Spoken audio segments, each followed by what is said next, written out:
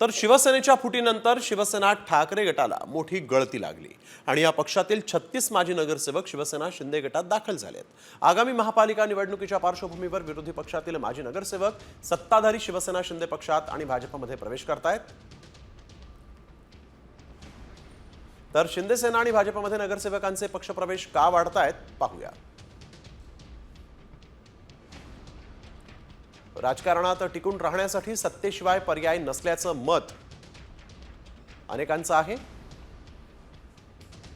सत्तेत राहिल्यास महत्त्वाचं पद मिळतं, निवडणुकीत तिकिटाची आशा असते। विकास कामांसाठी निधी आणि राजकीय महत्त्व वाढेल, सत्तेचा थेट लाभ मिळेल। निधीअभावी अनेक कामं प्रलंबित आहेत, सत्तेत गेल्यास निधी मिळण्याचा विश्वास असतो।